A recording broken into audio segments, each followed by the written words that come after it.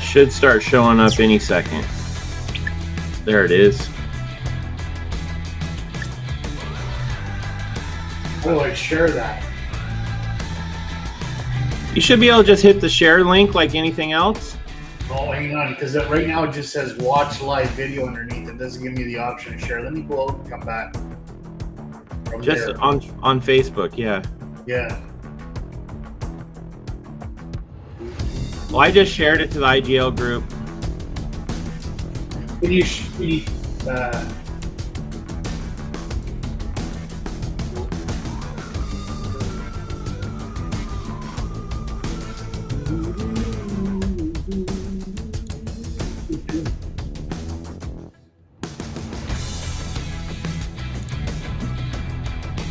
perfect.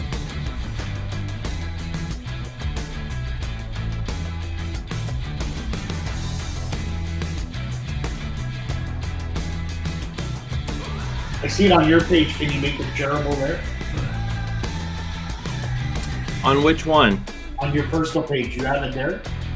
No, I didn't put it there. Oh, it's on your page, Joe. But really? Yeah, on Chris Woolman. Oh, probably because it shows up as me sharing it to the Share the IGL. live video. Well, I can do it here.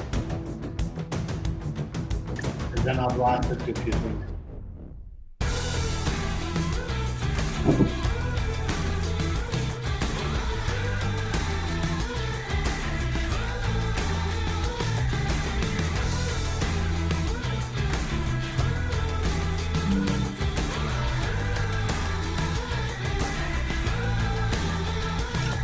All right, I just shared it to mine.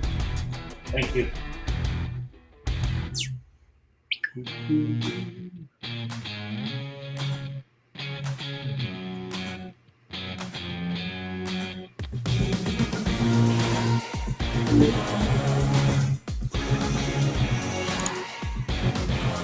There he is. Good morning. Good morning. Nice shirt. Like that? Oh yeah. You good. Just keep that high.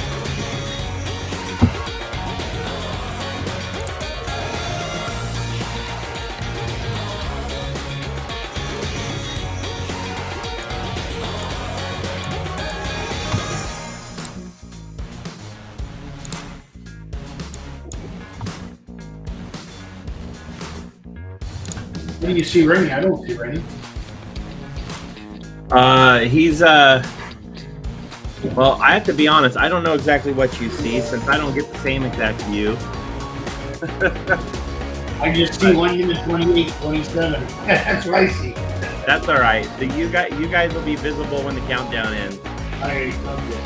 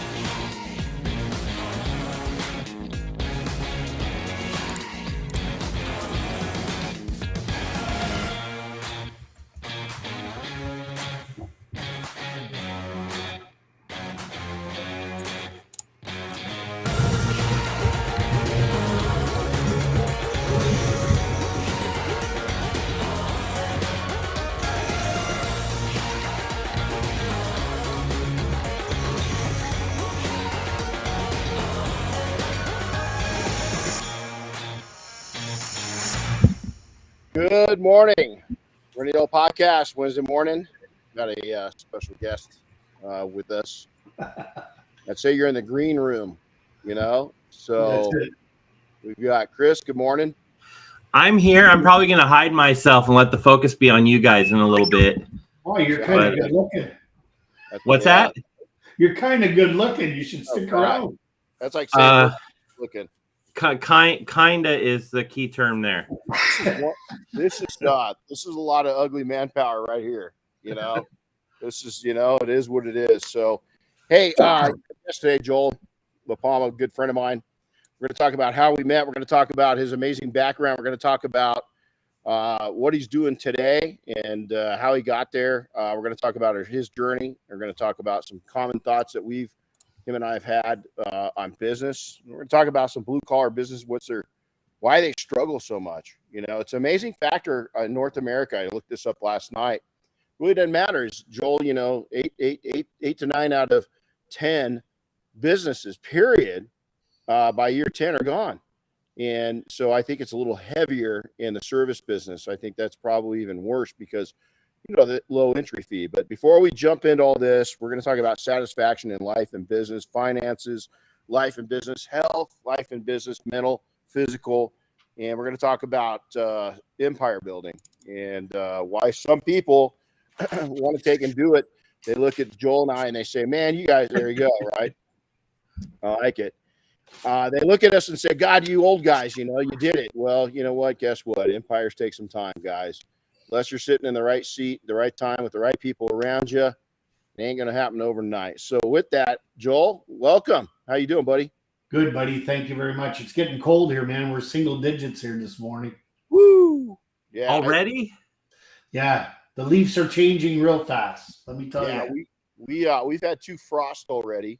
But we are in Indian summer right now. It's beautiful weather, still really warm down the hill. I was down at a pretty cool event yesterday. I'll have to put some pictures up. It was at a law enforcement military equestrian training event, and we went down and networked with some other riders and some other a bad word or a bad group that's a great group that's got a really bad rep going right now. The Border Patrol guys, they're just amazing women and men that are doing a very difficult job.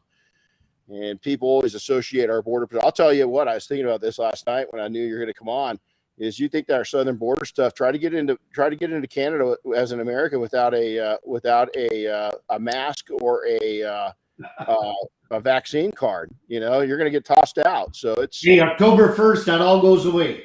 Really? In 2 days, it's gone. Our Arrive Can app is gone. Everything's gone. I was on an airplane that was coming in, and they had a Canadian flight going out, and holy crap, it reminded me of an era of in the 1930s in a country over in Europe somewhere. I mean, it was like, wow, they were dead serious. So anyway, so Joel, introduce yourself, man. Tell the world who you are. Joel LaPalme, been in this wonderful industry for 6.5, 7 years now only. So still green. My belly button's still dry when it comes to that. Been in business a hell of a long time. I'm 54 years of age, young. People didn't know that. Probably people assumed I was older. But you know what? I've been doing business for...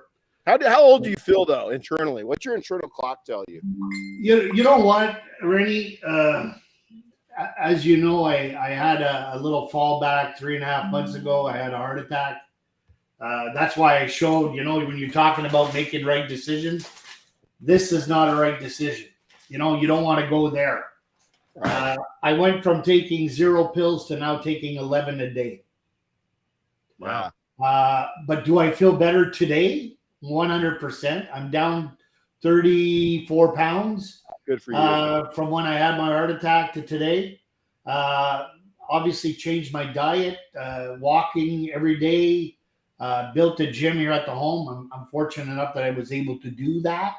But I built a gym, and we have a lady that comes in and trains my wife and I, and we're making life changes. We want to be around for the long haul, not just it's great to make it, but you want to be able to enjoy it and spend it also.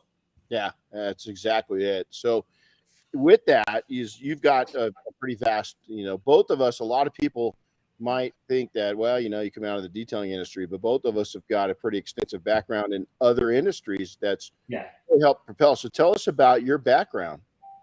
Well, when I was a kid, I played hockey a lot, and I enjoyed playing hockey, and I was, I guess, the guy that would try to solve problems that were created on the ice, and that was my job. So I did The what I enforcer, did. isn't that called the enforcer? Yeah, sure.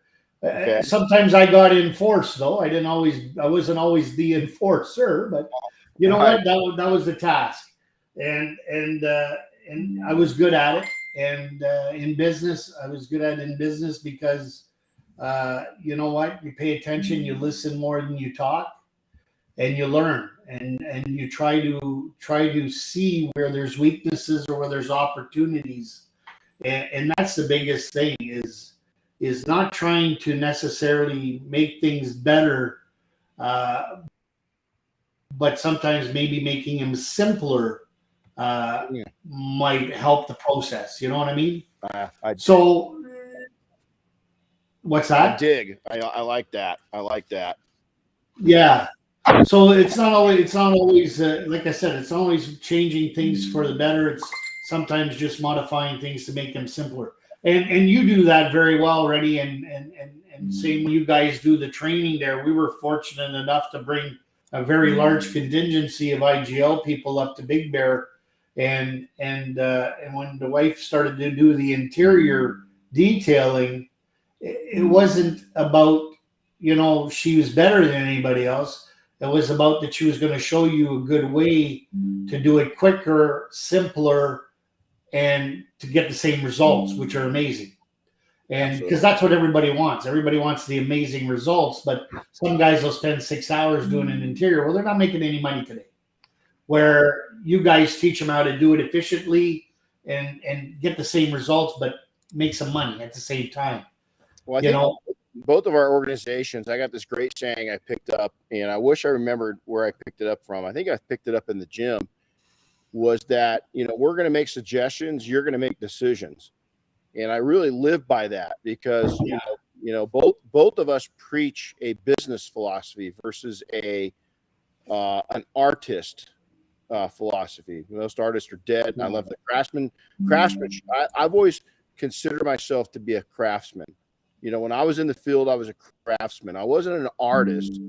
Was I artistic? No, I was a craftsman, electrician. Now, my brother came in. We had a bunch of electrical done here, right? And he's a master level electrician at a nuclear power plant. Okay, Wow. so he's pretty damn talented. Makes a whole bunch of money. Sold his company here in California. Sold his property in California, and bailed.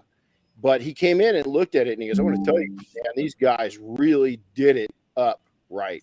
So, hey, one of you guys have got some kind of notification going on like crazy. Oh, it's probably me. I'm gonna say it's Joel. Yeah. Holy crud.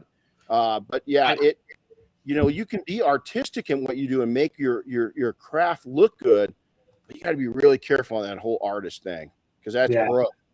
Well, and like you were saying, and that's something that we'll touch upon because I made some notes in that. But when you said your brother came in and he did all your electrical and stuff like that, so we'll get into that later. But one thing that finished my background, I was in the food industry for 27 years. Mm-hmm. And as you know, in the food industry, the margins aren't high.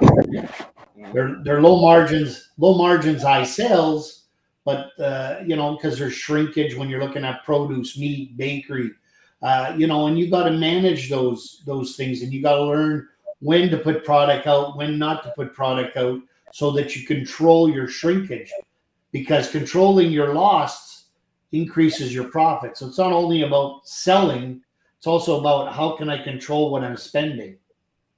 Yeah, boy, that's important. And again, we're so lucky, fortunate, blessed, whatever you want to call it, because we can go in. We don't need to sell. When you were in the food industry, and I know who you worked with, you were selling thousands, tens of thousands of items a day at each location. Hundreds of thousands of items across the entire chain. Look what we can do. Look at the sustained income that we can take and assist entrepreneurs developing but yet have a personal contact with each and every one of those people that they have as a customer. You couldn't do that in your prior business. You could go out and say hello and greet them and be nice, but once they're out the door, were you really going to have a relationship with them? Yeah. And it's knowing, we always looked at it, and you could take stuff that's big companies, successful companies do, and bring it down to small company level too. We had the right product at the right time, at the right place, at the right price. There was the 5 rights, right? And you can look at your business and do the same thing. We know it's going to snow, Renny. You know it's going to snow soon where you're at. So, hey, are the windshields coated? Are you ready for winter? Do you want to get that? So these are things that we need to do now. When we had the grocery stores, if it snowed today, I wanted every cash register to have salt underneath the cash register so that it was that impulse item on the way out the door. God damn it, my front steps are going to be bad. Or if it rained today, I wanted the umbrellas at the cash register. Yeah, right. You've got to adapt every day. Every day is a different day. Amen. Yeah, it's we never worried about bad weather. We had conditioned our customers, but it took a while. Yeah. I would say in 2 or 3 years, we had a nice flow going to where they weren't ignoring their cars during the wintertime anymore. We had a consistent, by year 5, it was very solid. I won't say that I kept our guys going 40 hours a week, but by year 8, we were going 40 hours a week. It didn't matter. I mean, we could have taken it up in a notch and done well. So now that background, the food industry for that long, where'd you work your way up to the position that you're at? Oh, I was vice president for almost every company I worked for, president at one point in time. I'm fortunate enough to say in my career, I probably employed over 25,000 people. Right. So with that, where was your nose every day in your business, being at that level? What's some of the things that you were looking at that really right down the stream to a small business? Sure. So what I would look at every day are, in big business, small business, we based it all on income. So some people don't know Costco or Price Club at the time. It was Price Club when I was there, was one of the companies I was working with. And what we were doing is every warehouse in the management office, there'd be a big board. And on the board, it was the sales per man hour numbers. And you know what? We needed to hit this target for the week on our sales per man hour. So it didn't matter what we did. If we hit that number, we knew we were good. So it became a question of how do we manage that? And, if Monday, Tuesday it rained or we had a storm, it was up to the managers of the departments to call and cancel shifts. If the people came in and that day their sales per man hour out of whack, I didn't care. At the end of the week, they need to be here. So that means Friday, Saturday, when it's going to be beautiful and busy as hell, you as a manager are going to be on cash. You as a manager are going to be filling the floor. You're going to be driving a Ford. You're going to be doing what you should have managed at the beginning of the week. Instead, you didn't. So now you're going to choose to work harder, right? Because now you've got to cut shifts at the end of the week. And that's the same thing for a small business. You try to,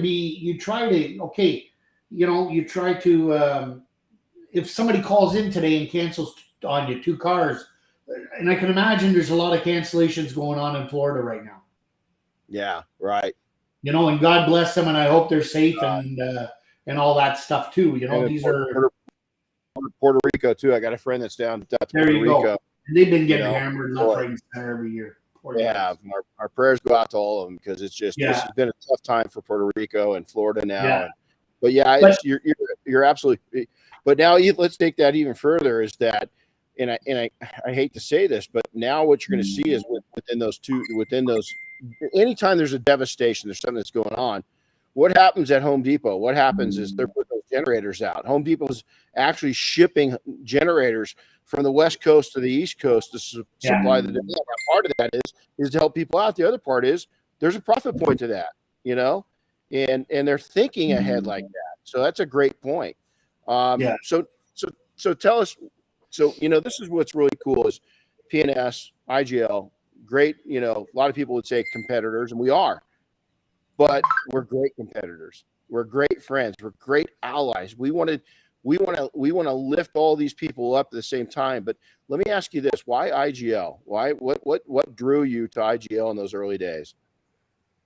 Well, I was semi-retired, and my wife got tired of looking at my face at home and told me to go out and find a job. So we went out and we went out and found a detail shop in town, and started detailing cars. I had an elderly lady come in, and she had a beautiful car, and she asked me about getting it ceramic coated. I didn't know anything about it, so I went home that night, Googled it, started to research, and found a company. And it's a very well-known company. And I contacted them and I said, hey, I'm very interested. I'm a detailer in this little town, whatever. I own a detail shop. I was never a detailer. Okay, let's get that straight. I hired people that were detailers. But anyways, we owned the shop, and we had a lady coming in asking us about coding. We were interested in your coding. And they basically told me to take a long walk off of a short bridge. Mm-hmm. And big mistake. That company used to be, I used to look at them through the windshield, and today I can tell you that I'm looking at them in the rearview mirror now. Absolutely, yeah. They created something that they shouldn't have, which was a beast in me, and we contacted Kyong, and it was a cool story, and he said, "Okay, how can I help?" And I said, "Well, we're looking, we'd love to get some code." He says, "Well, I don't have a Canadian distributor." And I said, okay, well, here's my credit card. Send me what I need to know. And because I wanted to try the product. So we did it. And the lady come back and she says, I got 5 more cars. Can you do them? And I'm like, oh, boy, okay. So I got back on the phone and I talked to Kyung again. And I said, here's my credit card. I need 5. He says, well, we don't really have a Canadian distributor. And I said, well, what does it take to be a distributor? Because distribution, I knew. That was my business for 27 years. Yeah. So I know how to I know how to manage and funnel and get products in and out. And so it just worked out well, and we came up with an agreement. And then I invited Jeff, Jeff came from the seismic data world. Like, he was in the oil and gas industry in Calgary, Alberta. And he had semi-retired here. His wife was a realtor, but so we were golfing together, and I said, hey, do you want to do something together? And yeah, let's look at it. So I sent him the link to IGL, and he's like, oh, this looks cool, and this looks like it's taken, because 7 years ago coatings were just starting to go.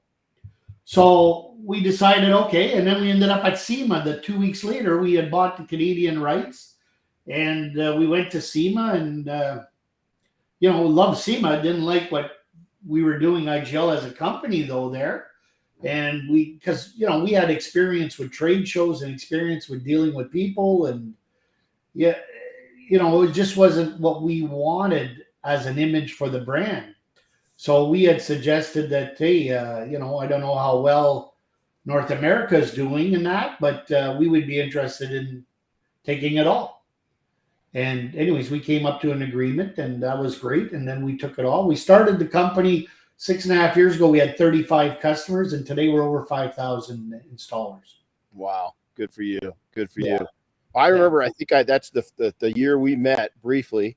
Yeah. And I would associate you guys as sponges. You could just see you calculating and taking everything in. And I was like, okay, this guy's going to go somewhere. He's not your average duck looking around this little pond. No, we knew what we knew, but we didn't know what you guys knew. When I say that, I mean detailers. We didn't know your world. So if we could learn your world and apply what we knew and what we have as our backgrounds, Jeff and I, we thought that this is going to be awesome, because our number one goal was to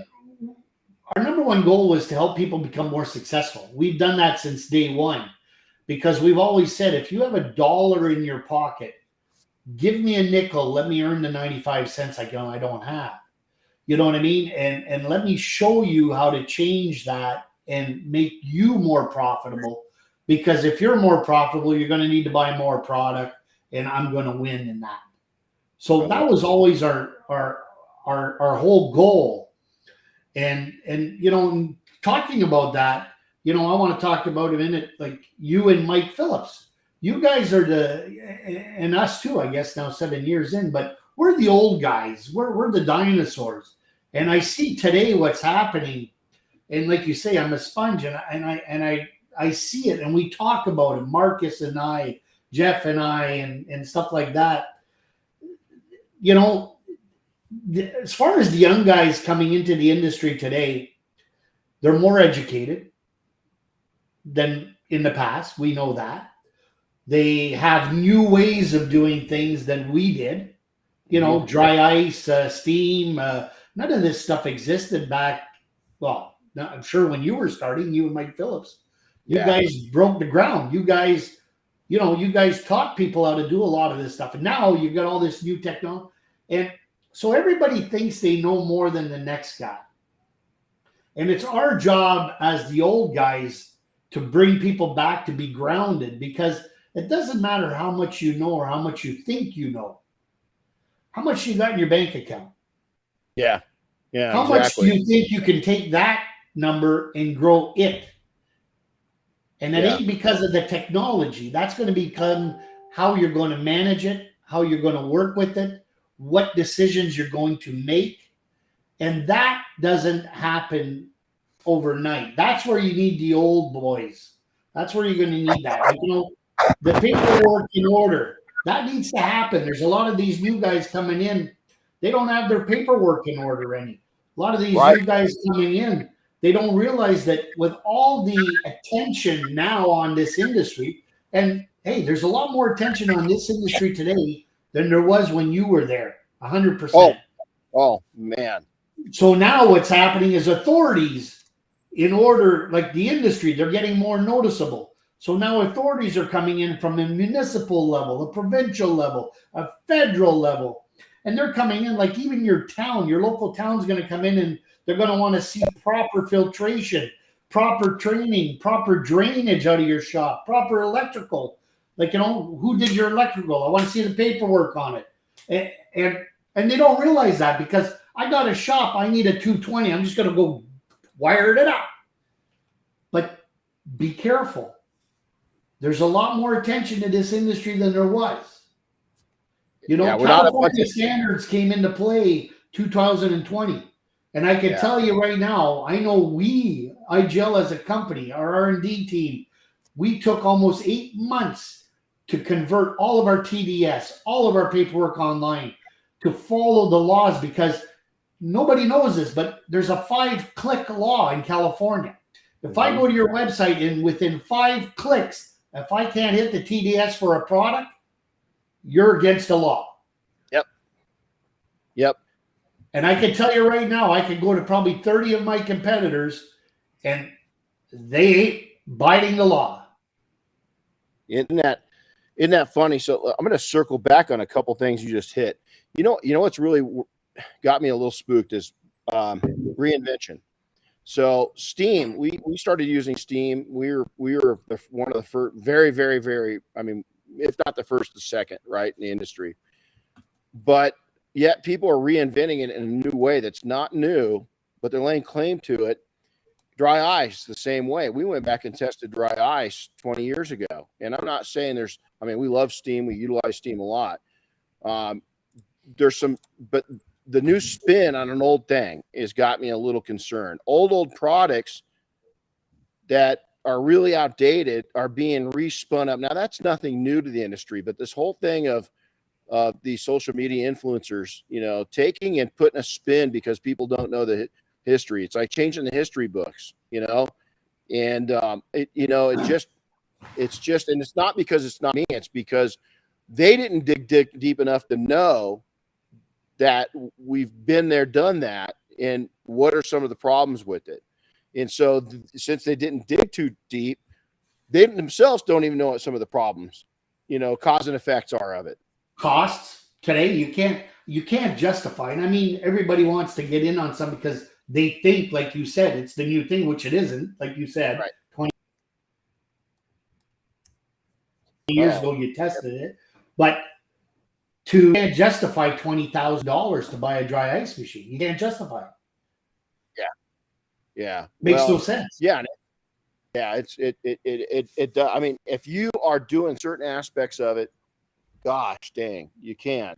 But again, Joel, one of the things I asked you is, what'd you have your nose in when you're president, vice president of these companies, is that, I have a major meeting with my CPA and bookkeepers every single month, and I'm not talking anything short. I'm talking, it's a lengthy meeting, and we go in and, we dream, vision, plan, execute. But I'm on my finances every single day, and you have to. And I'm projecting and I'm looking out over the curvature of the earth to see what's coming, constantly. We haven't seen the other foot drop yet for economy. Some people are already feeling it. Some people aren't. We know it's here. It's not coming. It's here. It's just how it's going to hit us. Detailing's whole generation of detailers. I've said this 100 times. Whole generation, they haven't seen a hardship yet. So we're going to see how tough they are and what their capacity is. So, So IGL, you jump in there, and you guys have really I think you're one of the foundation members now of really taking and bringing the industry up, and acting professional, and being professional, leading as an example, investing not just in your company, but your installers, your customers, your industry. Is that, boy, we didn't see that, and we still don't. The other coating companies that are out there that just they don't give a thing. How important is your relationship with your installers? Why, what do you cultivate there? Why is, I know there's other companies out there. We feel the same with PNS. We'll dive off the diving board for you nose first to help you out. But there's a lot of companies out there these people gravitate to that are just taken. And the lessons I've learned from that is, even as a detailer, you can't just take out your community. So I'd love to get some input on that from you. I think the biggest lesson you learn is you got to see the trees through the forest. And there's so many soapbox salespeople out there today, and they do a great job because they stand high on the soapbox. But a lot of it is lies. A lot of it doesn't make sense. A lot of it. But again, there's so many young, innocent, dry belly buttons. Again, I'll use that expression, but that are hungry to listen to somebody, and and that's the problem. They're so excited to listen to somebody that they're almost going to listen to anybody, and it's going to hurt them. It's going to hurt the industry. It's going to hurt their wallets. I work closely with a lot of our installers. I call people, we have birthdays. I call installers, wish them a happy birthday. And they're like, why are you calling? You're the president of the company. Well, what does it matter if I'm the president of the company or not? Today's your birthday. And, I just want to acknowledge it. And I think that that's important, and these are simple things, right? They're not big things, but I think they do matter, Renny, because I think people then feel like, well, while I got you on the phone, can I ask you an honest question? Because I want to hear the honest questions. I want to hear the real problems, because that's the only way we're going to get better as a company, to be able to serve our customers. Yeah, I like that. I love the connection you have. So, this is something that, and I want to take and kind of pre-qualify this before I jump into it. You and I have definitely worked our asses off, is that getting where we've gotten, hasn't been an easy road. But I see something that's really, as you just went through a traumatic life event, right? Yeah. I think I've had one pretty much nonstop for 3 years. It was 3 years ago yesterday, I lost my mom. And there's been a lot of stuff happen, in our lives.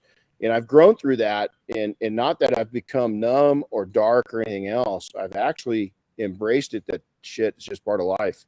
There's going to be, I haven't really, I had a challenging childhood, but did I really? Not really. I was loved. My life's been amazing, and these hardships are just part of the journey. And I know people that have had hardships, and they've lost kids. They've had cancer as a kid. I never faced any of that. So these little speed bumps I'm facing right now are just that. They're just They're just true serum.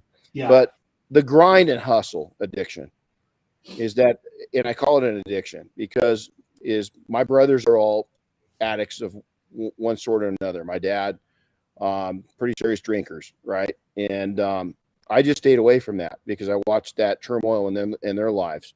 But the one thing I did get addicted to, and I wasn't when I was young in my 20s, I had fun. I was building an empire, making good money.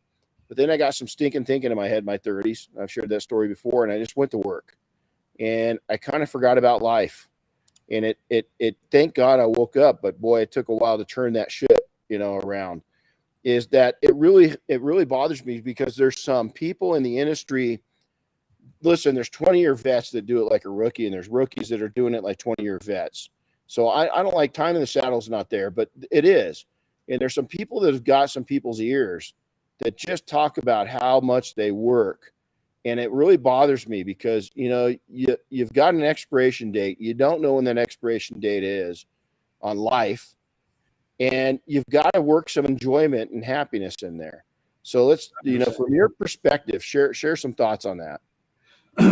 I think so my sister started to date the same guy from the age of 13. They got married at 18, 19, and the whole 9 yards. My sister was with the same man till, unfortunately, my brother-in-law passed away at 52. He had pancreatic cancer, and it just came on strong. Never smoked a day in his life. He had a six-pack, great everything. They came back from Florida holidays, and then all of a sudden he got sick, went into the hospital, and next thing you know, I'm going to visit him, and he's got jaundice, and 2 weeks later he's gone, or a little longer than that. But anyways, so I started to realize about life at that point, and it's great to have what you have. And like I said, and then having the heart attack 3.5 months ago, I realized that, man, oh man, I got to start enjoying things. So my wife and I bought another home about, I don't know, it's been almost 9 months ago, I guess. We bought another home about an hour and a half from where we live, and it's on the 16th fairway. And I'm 300 yards away from Georgian Bay, which is beautiful waters. To me, that was important, and we were able to do it. So why not? And we're looking at a place in Florida, but we just got to decide where it's going to be. And and now we look at what's happening with these hurricanes and that. So we got to figure out what places get hit the most, what don't. Because my wife likes Longboat Key, so I have no problem. We could go to Longboat Key, but is that a good spot, a bad spot? I don't know. So we're going to learn. But what I'm saying is, today, I helped my daughter get to where she is. Like, she left university. My ex-wife and I, we paid all of her education. So she didn't have any debt. She's starting a good life on her own. She's in Korea. She's doing really well.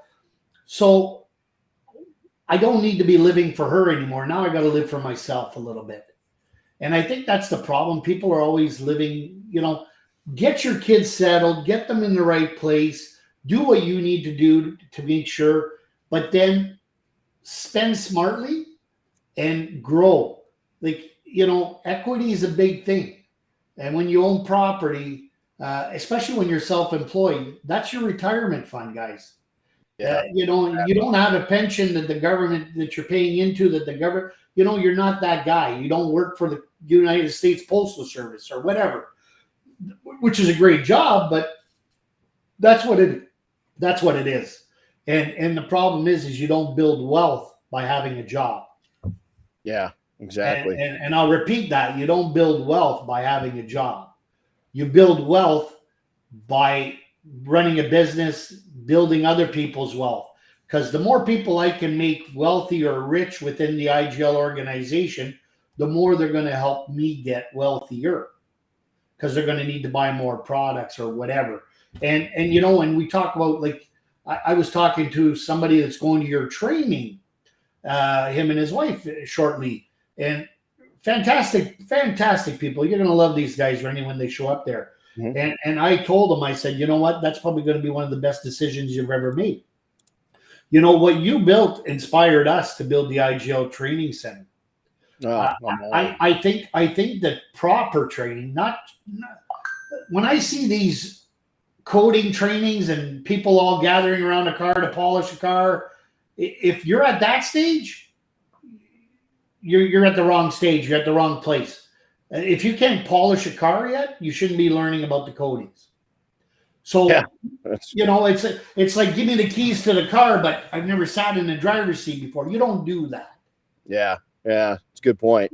These training centers that are exclusively training centers, as you know, we're like you. We don't detail products at the IGL Training Center. Mm-hmm. And we're actually building it out even more now with other equipment for PPE reasons for some of the new products that are coming out that IGL is bringing into the industry. So, and again, it comes back to compliance. You know, we do our training now, and people come and they show up with their mask, you know, because we ask them to bring their masks, and they show up with their mask in their hand. And then Marcus got to tell them, sorry, that mask is no good. Well, what do you mean it's no good? Well, when you buy the mask comes in a Ziploc bag. The reason they have a Ziploc bag is because that mask got to go back in that bag every time. And the reason they have lines on the bag is because you got to put the dates on there when you use the last, when you put it out last, when was the last time you changed the filters, and you got to initial all this stuff. Because if an inspector comes by and that ain't okay, he could shut you down. Yeah, boy, it's so true. And you know, it's coming up. I had sense. I mean, we deal with chemicals, whether they're harsh chemicals or mild chemicals, water-based, doesn't matter. They're chemicals. And if they're on you, they're in you. If you're breathing them, you know, people are. I see pictures with people redoing headlights all the time, and they're sanding down headlights, and I'm like, do you know what you're breathing? Do you know the long-term? Polycarbonate plastic isn't the healthiest thing. No, you know, especially when it's taken down to the micro and nano levels. And so, you know, you a lot of young people don't think that you're invincible. You're Superman. You're not gonna. Let me tell you. I've gone on, and unfortunately, and you know what my side gig has been most of my life, I've seen very young people die. Very, very young people die. I've seen a lot of people my age, and that's why we're making the changes now, right? You got to change. Yeah, and don't wait to do it. Is that, you know, I had the right idea when I was in my 20s, man. I wasn't partying. When everybody else was out partying, I was building my business. Yeah. When everybody else was out partying again on the weekends, I was up mountaineering. When everybody else was partying, I was volunteering for a rescue team. I built me up, you know, I built my personality. And some of those personalities those early years, the things I was exposed to, you know, with getting in the field and going on rescues and stuff, did kind of make me a little more harsh in some ways, you know? And so even that wasn't good, but I'll tell you, if you don't balance it out, you know, you're not. So let me ask you this, is that, satisfaction. I'm going to go down and just name things. Is that, you know, there's a satisfied mind, and a satisfied mind starts, you know, the day the day we're the smartest in life is the day we're born. Is we are capable at birth of understanding. I think it's 22 or 23 different dialects of language. As our parents and the people around us start speaking to us, our little brains start taking off on what language we're going to speak. Within just days of that, we're primed for that primary language. And that's why they tell people to teach their kids multiple languages at a younger age, because they can adapt. So, you know, the younger that you can start taking and learning these lessons is be satisfied with life, but be satisfied with business, and build a business that will allow you to have a satisfied life. So I'd love to hear your input on that. You know, I was fortunate enough. I haven't been able to see my daughter and my granddaughters for 2.5 years because of COVID. But this summer, we were able to see them, so they came over. Ara is 3 and Nari is 5. Mm-hmm. And, you know, they speak Korean, they speak French, and they speak English. Wow. 3 years old and a 5-year-old. Yeah. And you know what? I thank my daughter, obviously, for that, because we are French Canadians. We're not Quebecers, but we're French Canadians. Right. And my daughter speaks 5 languages she can communicate in. So very, very fortunate. And it's going to give them different opportunities that I've never had or whatever. And that's great. Satisfaction is so important because you want to wake up every day feeling that you've contributed or that you're about to contribute to good things, to something that's going to happen. And I remember 7 years ago when we started this journey, or 6.5 years ago when we started this journey, we coined the phrase family. We were the first ones that coined that phrase. And I'm not bragging about it, but I'm just stating it. And the reason we did that is because we truly believe that if you're inviting your customers in, like I said, we spend 90% of our time trying to help our customers grow their business, not sell them a product, help them grow their business. They'll need to buy the products. And some of them might be mine, some of them might be P&S. I don't care what they buy, but the more that they're growing, the more that they're going to spend, right? It's mathematics. So to me, satisfaction was really, you always want to see a family member succeed. You don't want to see your brother not succeed or your sister not succeed. And that's why we coined that phrase back then, is we wanted people to really be part of our family. We wanted, if we're going to succeed, we want everybody that's working with us to succeed also. And today, the word family is just thrown around so much, Renny. Come and be part of our family. By the way, did you buy this or did you buy that? That's not what it's about. That's not what a family does. Right. Absolutely. Sometimes it's a matter of how can I help you as a family member get through these tough times? There's not a lot of suppliers out there that are going to say, oh, okay, well, but we're going to try to look at things differently with you and figure out, okay, what is it that maybe you're doing wrong? Let's sit down and talk about it. We got a couple that are doing an amazing job, and I've been mentoring them for 2-3 years on and off. And I got a call the other night saying, hey, can we maybe have another hour chat or 2-hour chat? And I do it. Absolutely. And you know what? I don't charge anybody money to do it. Like other people out there that charge people. And the people that are charging people don't even have the qualifications to do it. They're plagiarism. They're great at reading books. They're great at putting out lines that they saw in a book or whatever. They make it. They're great salespeople. They're great at but that's not true. You can't do that. You're not doing it from the heart. If I say, yeah, Renny, I'll talk to you for an hour. By the way, send me $98 first, and then we'll get on the phone. Right. You don't send me $98, fuck, go drown. I ain't throwing you the life jacket. It's funny because before I started training, in my early days of training, there was so limited, and I'm talking, gosh, this is a long time ago, is that, the forums were just really getting alive, right? And I was just getting hit up, and I got so flustered, Joel, with talking with people, and I'd put a post out and I'd write it. And then somebody would say, hey, man, I really want to pick your brain. And so I get on the phone and I'm like, you're asking me the same things I just wrote about. Yeah, but they wanted a shortcut. So I started telling people, yeah, I got to pick my brain feed for $95, is because if you're not going to read it and you want me to spoon feed it to you. So I always tell people, listen, I will spend time with you, but you better do your homework. And again, if you're not going to listen to me and you go out and you hurt yourself, don't call again. I help somebody, and we all know, and who we all know has a good business, could definitely be better business. They hurt themselves more than they realize. And you try to coach them the right path, stop doing this, stop doing that. You've got a good opportunity. Go do this, go do that. And then 2 hours later, you see them back over here doing the same fucking bullshit. Yep. And then they call you back 3 days later saying, oh, well, what am I doing wrong? And it's the same story. It's repetitive, right? So after a while, you get fed up and you get pissed off, and you still want to help, and you still tell them, I want to help, but you got to fucking listen. That's it. Yeah. And then, sorry for swearing, but then what they do is sometimes they say, well, what would you do differently if you owned the company? Well, I'd fire you. That'd be the first thing I'd do. Yeah, you're in the way. You are in the way of your own business. And there's so many people like that. And they're like, what? You would fire me? Absolutely, I would. Yeah. And then you know what? You would still make a percentage because you own the business. No problem. You'll be richer by me running your company than by you running your company because I'm going to do it right. Absolutely. You know, my good friend Angela, she's out of Washington State, but she's moving to the East Coast.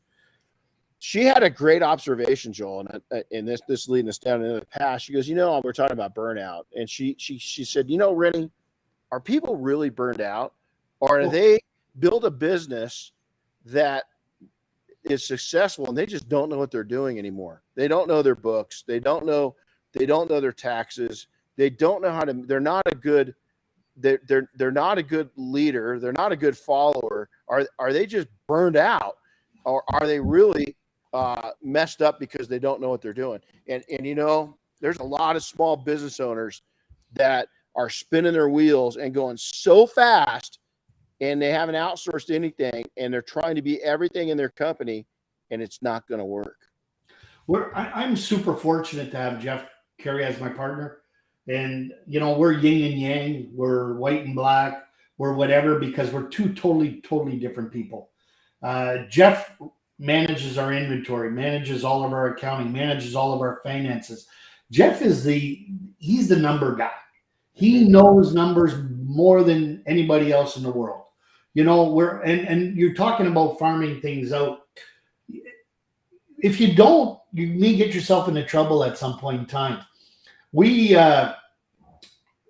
use PricewaterhouseCoopers as our accounting firm. So it's not a small accounting firm. It's a big accounting firm. And we do it for certain reasons. And the U.S. is not something that we're used to, okay? And people don't realize this, but once you reach economic nexus in a certain state, you got to start charging taxes at a certain point. You got to start. Things change. So people will say, well, why is it all of a sudden today I got to pay taxes and yesterday I didn't?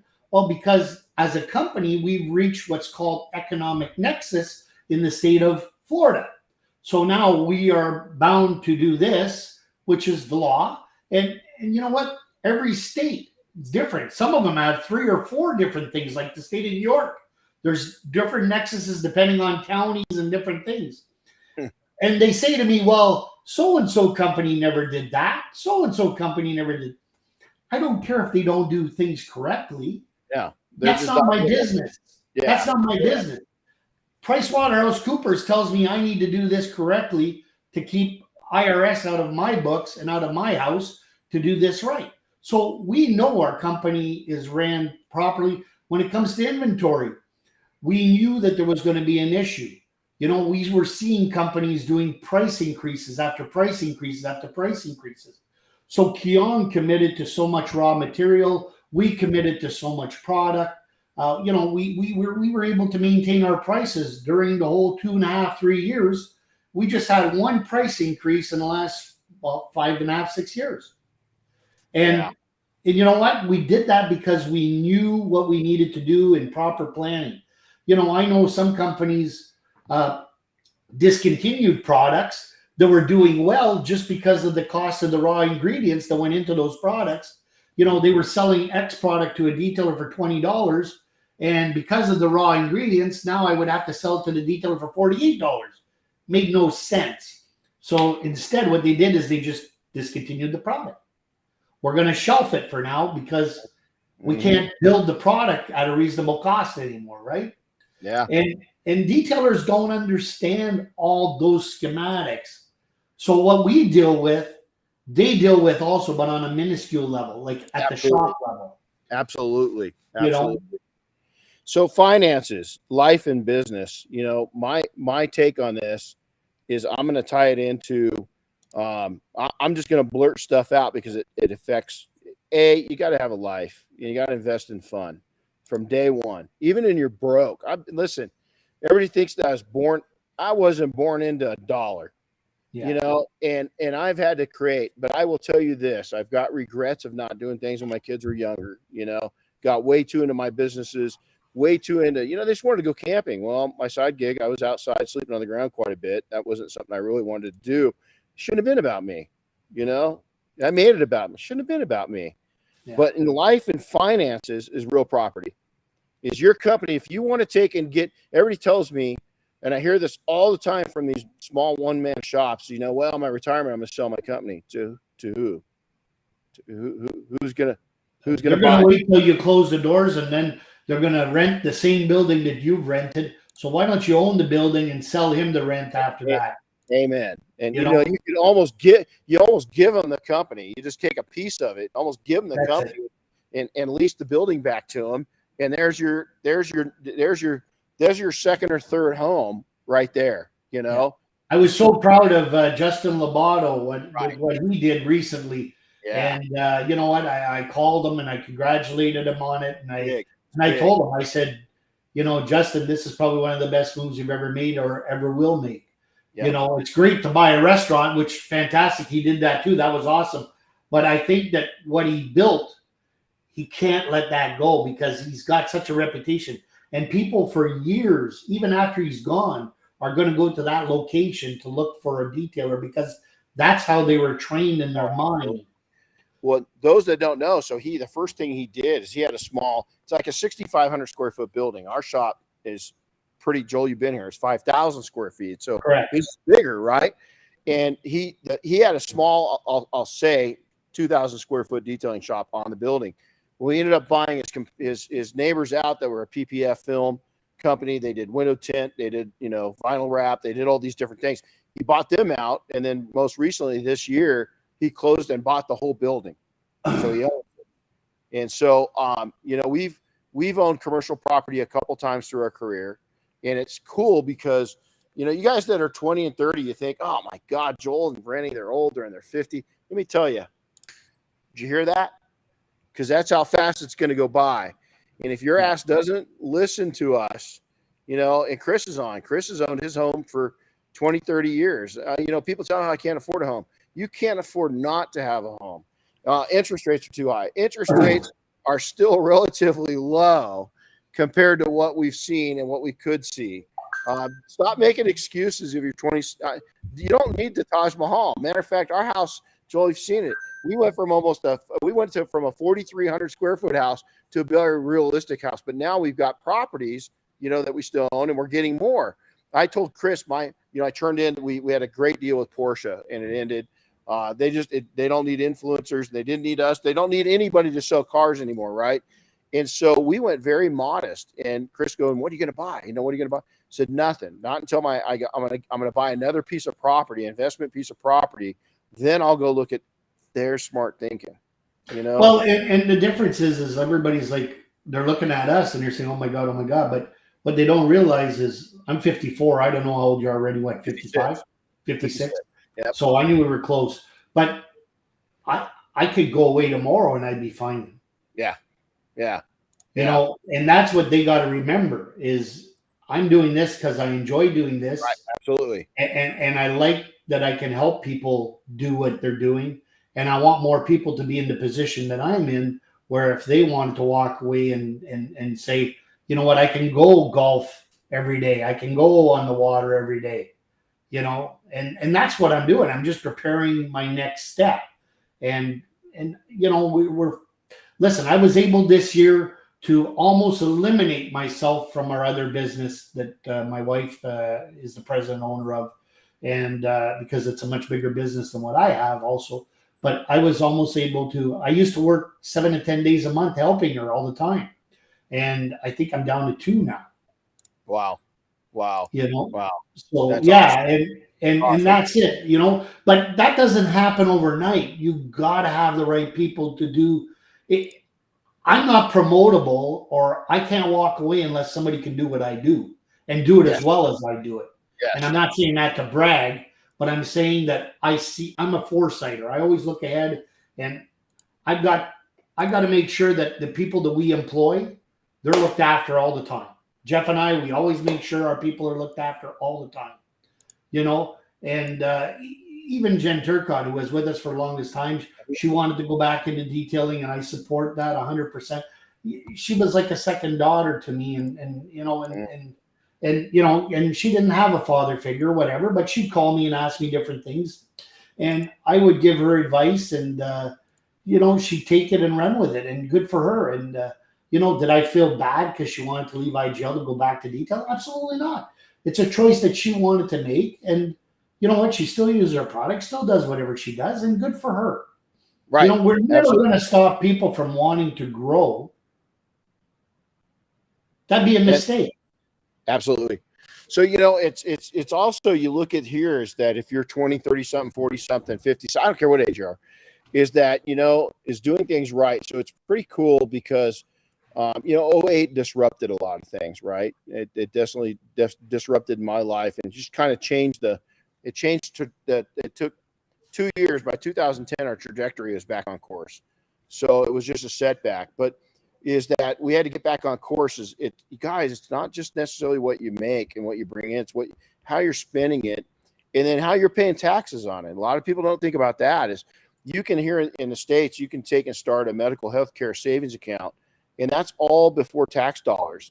And you're going to go to the dentist, you're going to go to the doctor. You hope that you don't have a severe injury or illness, but if you do, that accounts there. And you can use that for all medical things. You can put Roths into action. You can take and do all kinds. You stop small thinking and real property. Well, I can't do that. We'll go in and partner up like the mafia. Joel, what we're looking at right now is we've got some really, really successful people in our group. And I said, guys, why aren't we doing a co-op and going out when somebody has wants to get a shop? Why don't we go build a small development, put them in their shop? They lease from our co-op, and the co-op owns the whole damn building. Hey, you're talking Mennonite now. Yeah, exactly. I am right. Yeah, exactly. 100%. Who owns more vacant land in North America? The Mennonites. Yeah, and so why we've got to get out of this small line thinking when it comes to our finances and having we had a Tom Shea, a good friend of mine. If you haven't met Tom, meet him. He's at different events. He's at SEMA. Tom's an amazing guy. He told me probably 10, 15 years ago, listen, your best friend should be your CPA. And your CPA, really, you need to mix it up about every 5 years. They get a little stagnant and they're not as aggressive. And, our newest CPA is about 2 years in. Whoo, is she mixing it up? And the funny thing is her brother was our CPA before that. But she specializes in more small business like us. He's the big time guy, right? She's a smaller man. She has done us so much good. Well, she'll see things that he didn't, and she'll know things, and it's crazy. And she's a one-person operation with a great bookkeeping organization that's separate. And we take in. Matter of fact, they just as of last week, they've got all of my finances. They pay my bills. They do everything for us. I just go in and look at the app that they send out. They can't get, everybody's like, well, I don't want them in my, they can't steal anything. No. They can't, if your eyes are on it, they can't steal anything. And you know what? Even if it's bad news or good news, whatever, you want to be informed right away. So I'd rather have somebody that's going to tell me. And that's like when you walk into a shop, Renny, people that have owned shop for 15, 20 years, they walk in every day. They see the same thing, so they don't see the mess. They don't see the clutter. They don't see the crap. So when I walk into a shop, I look and I see what I see, and then I usually pull them aside when it's my first visit or whatever, and I say, hey, Ren, can we sit down and have an honest talk here? Because I'm going to tell you what I noticed when I walked into your shop today. Absolutely. And you know what? And I'm not saying that you're bad. I'm just saying that you were so used to seeing the same thing every day, you didn't see how dirty it was.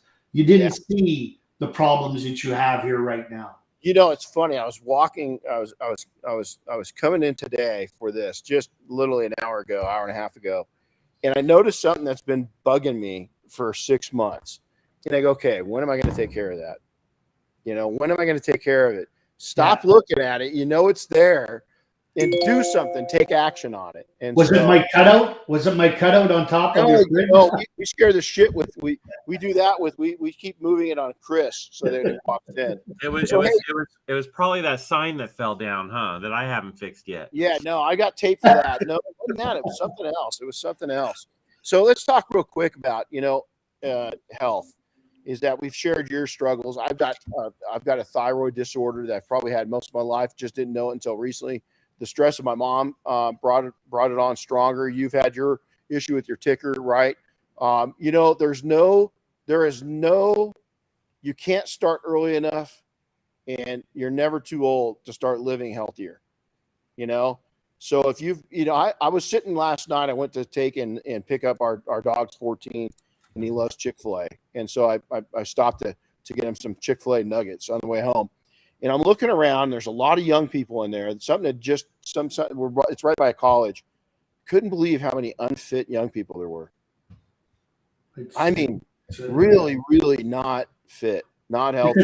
It's a tough topic because you've got to be careful. Even when employing people, you've got to be careful. You can't push people aside because of certain, disabilities or whatever. You got to be careful. But it's like Chris. I'm so proud of him. He's gotten on a program, and he's taken weight off. You've taken weight off. I'm 18 pounds down. Is that when I was younger? Is that my point? Is get these actions on your physical health. Set them up as habits now. I don't care what age you are, just now. But try to get healthier. Is because it's going to be business. Marcus is unbelievably healthier. Excuse me. He's not a young guy. He's older than both of us. Not a lot of people know that. But he's he's doing really, really well. He's down quite a bit. He's in great shape. He's probably in the best shape that he was since 40. He's back there. Mike Carlin, another guy. He's killing it.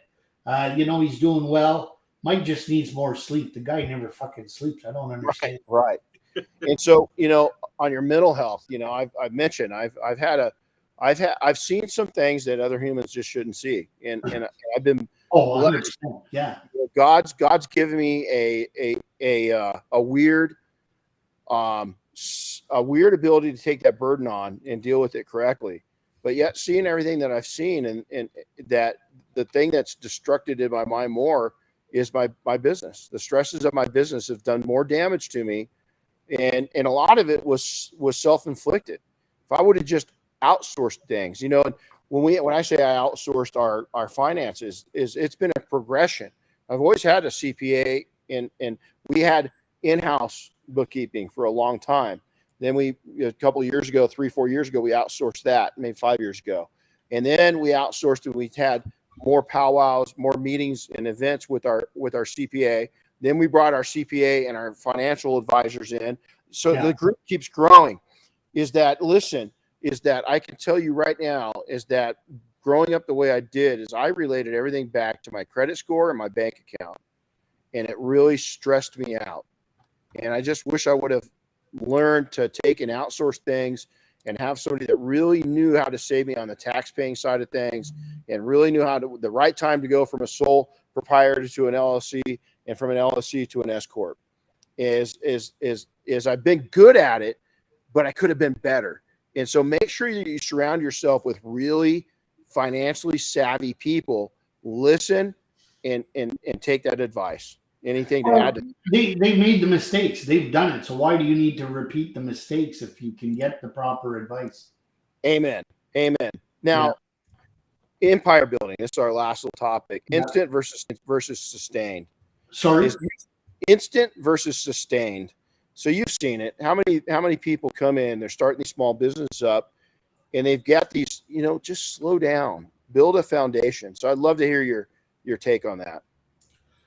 Well, like I said, we've helped a lot of detailers come in, start, grow, and then all of a sudden, for some reason they think they know more than us or whatever, and they're going to go off here, spend money there, learn this, learn that, and then, buy this, buy that, and then 6 months later, they're not buying much from you anymore, and then 7 months later, they're out of business. I'm not saying it's because they stopped buying from us that they're out of business.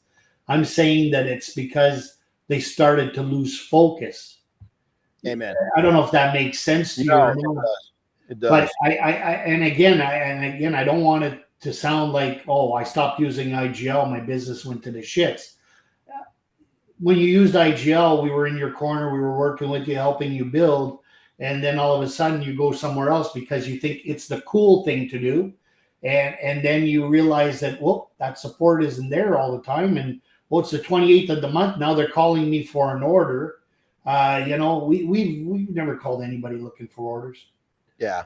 That's not our thing. You know what I mean? Our job is to help you fill your shop up with vehicles and business, or outside your shop if you're mobile, or think outside the box, go industrial, commercial, different things like that. We just want to make sure that you can be in a position to make those correct decisions. And then what happens is these guys fragmentation. Yeah. They fragment themselves way too much. Yep.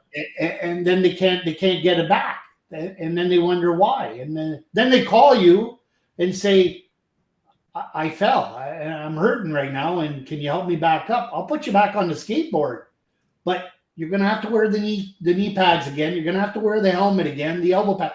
So you're going to have to do it the way I want you to do it to help you. I'm doing it for your business, not for me. For your business. Yeah, and respect that. When you go to people, respect that. A lot of people don't. They just use that up. We always tell the mafia, you come to training, and I say this every single training, every new group, never leave this group because of financial hardship. Yeah. Is that we will get you through. It's not we put the monthly fee you pay to be a part of us back into the group anyway. It's not about that, but we want to see you succeed. Just don't abuse that. But if you need, 2 months where you just can't pay the membership because you're getting going, or you just had a kid, or you helped your kids out with their first car, whatever it may be, don't leave it. Stay engaged. And if you stay engaged, we'll help you along. It's not about the sale. It's not about, it's about helping you along, but you got to be willing to help yourself. If you're not stepping in there and doing the heavy lifting, then we're not going to lift with you. And so many times, and I don't think everybody says in today's society, no, man, people have been lazy since the dawn of time. There was that one caveman out there that sat back and wasn't a hunter or gatherer. He or she was a taker. That was from the dawn of man. There's been takers, and you can't be a taker. And you know what? And since this is our last little topic, I just want to say that I hope that the people that do go to SEMA, network a lot, and spend time talking to people. Pick the people that you want, pick their brains, the people that you wanted to pick. Try to get time with them. I want to thank, like I said, we came into this industry with a totally different background. So I sucked up a lot what you guys were doing for the last 20, 30 years. And I wanted to impose what I do good or well into that, and to help us grow our company. And, the software, the two biggest things that have happened to the detailing industry is the coatings and the software. Amen. By far none. Amen. And and your Abel's done a fantastic job. Detail Bookie's done an amazing job. And you know what? We've Rod and Jody. I love those guys. Rod, Jody, they were in our shop 20 years ago. We own shop still. Yeah. Checking out the software. I mean, how cool is that? And man, they couldn't. And that's the thing. People don't realize that these are tools. And we're talking, like, I think the Detail Bookie, if you're an IGL customer or whatever, I think it's $39 a month. It's like, if you can't afford $39 a month, close the doors, go away. Yeah. Or at least make this as your side gig until you're, it's ridiculous. Because that $39 a month is going to be the cheapest employee you've ever had in your life. It's going to generate the most ROI for you that you've ever had in your life. And those are smart business decisions, not bad ones. And these are things, like I said, you've got to talk to people, ask the questions. And if people are not willing to share and help you, you're talking to the wrong people. No, I agree. Well, we have, speaking of SEMA, we got our big party on Wednesday night. We've had it. We started super important. You got to attend the party. Yeah. And then you guys are backing up. I mean, you'll be at ours. You guys are going over to Justin. You're involved. We're sponsored. Yeah. We're sponsored there also at Justin Days. And I think we're silver or whatever it is, sponsor there. We're working with Chris and you guys. I think we're going to have like a lot of stuff to give away at your party to raffle off. And I'm not talking cheap raffle gifts. I'm talking gifts that are going to wow people. So if you want an opportunity to win one of these gifts, show up to Renny's party. You could walk away with, a $200-300 gift. And we're going to not only have one of those, we may have 3 or 4 of those to give away at Renny's party. Yeah, we're gonna do packages this year, so we're gonna only do about 6 giveaways.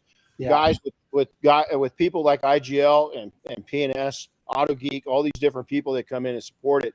You're probably going to looking at a dollar value of $1,000 to $2,000 packages. Yeah, it's going to be crazy. I think we had them prepare four items for 4 gifts for you guys. Yeah. So we'll get those off to Cool. Marcus will bring them into K2 and they'll be delivered. Yeah, hey, I was gonna throw out there, this was the first week I really started pushing the party. It's when registration started. I've got 285 tickets claimed already in just 3 days. Wow. So we've booked our place for 500. Yep. So we had 400 plus last time. We booked it for 500. And guys, you're going to see there. This is it's Switzerland. We've get every manufacturer up there. We want everybody there. As long as you're not an asshole, we want you there. We have a good time. We just, man, the people that are there. This is kind of cool. I just found out last night. I made an invite. Is that my dad's coming, and so I'm gonna get a little emotional because it's pretty. And you know cool. What? These are the type of events like that party. You invited me and our team. I think 5 years ago when we first started with Seaman, I was like, okay, who's this guy? And and then my people would say, oh, that's Renny Doyle. And I we didn't know each other at the time. And I think that's when we first met and we shared a cigar and I wasn't even much of a friggin' cigar smoker, but we did anyways. But this is the party that you need to go to. And when you see Renny or you see myself or Chris or anybody, a Mike Phillips, a Megan Poirier, anybody that you see that you've always wanted to ask a question or say hi or hug, or I'm French Canadian, so I hug and kiss everybody, you know that. But that's the place to do it. That's the place to go. And you know what? We're not going to feel, I would never feel like you're interrupting me to come and talk to me. I would be more than happy to talk to anybody and listen and share my ideas or answer your questions or whatever. Well, hear their ideas, man. There's some smart SOBs out there. There's some smart men and women. This is why we have the products we have. Some of them were generated by ideas or by people. Look, Bernice Berry, glue off. If anybody knows about window tint glue, Bernice does. We worked with Bernice for 2.5 years to develop that product. Genco, we worked a long time with Jen to develop that product. And just the input of our people. I know you guys got Sydney, you got Kyle, and these guys, they're in it every day. They know what they need. And you guys are in it every day. And it's nothing. There's no bigger honor than when somebody comes up and introduces themselves. Yeah. No bigger honor. You know what? I'm just a dude. 15 people know who I am. Who cares? Yeah. But you guys, the men and women of this industry, you guys are the stars, man. You're what makes it happen. And it's such an honor. I was getting on a plane and we'll scoot out of here. I was getting on a plane to come back I was in Connecticut for an event and did the keynote over there. And it was a blast. I'm coming home and there's people getting off the airplane. We're going to be boarding it. And all of a sudden this young man, he kind of looked at me, walked by, and he came back and he goes, "Hey, are you Renny Doyle?" And I almost fainted, I saw that photo. Yeah. And he goes, "Oh my God, I just, we had this discussion." He flipped out because I was like, "Hey man, can I get a picture?" He goes, "Can I get a picture with you?" And I said, "Only if I can get one with you, and we got to tag each other." That still blows my mind though. That I'm still not used to yet. Right. And I don't know because in the grocery business and the other worlds I come from, taking pictures with me was not a thing. No, People want to take pictures, and I'm always like, "What the hell? You want to take a picture with my ugly mug?" Yeah. It's funny because my search and rescue buddies, my military buddies, they're like, "People really want to take a picture with you?" And I'm like, "Yeah." They're like, "Why?" I was like, "Yeah, believe it or not." Well, anyways, everybody's welcome to come by. We're gonna have all of our lounges again. Cool. Hey, there's our layout for their SEMA booth. We're just finalizing it. And you know what? We're going to have, I believe so much in the software side of things. Detail Bookies is in our booth. We're going to have a section just for them. We wanted to help them grow too and be part of it. And you know what? I love good people, and Dustin Jackson is good people. He's good people. He's good people. There's so many. I mean, like you said, there's so many great Who would have ever guessed that? And you look at how the software companies are handling themselves. I mean, we're surrounded by all these amazing people. And honestly, in my career, going back to when it was a little more, fist, I love seeing it. So, hey, Joel, let's get out of here. How do people reach out to you? Well, they can reach me at JLaPalme at IGLcoatingsusa.com. Okay. Or my cell number, 647-456-7764. And Chris can put both of them in the comments. People think that's weird. The president of the company giving out his cell phone number. Renny, you call, I answer, or text. I'm pretty quick.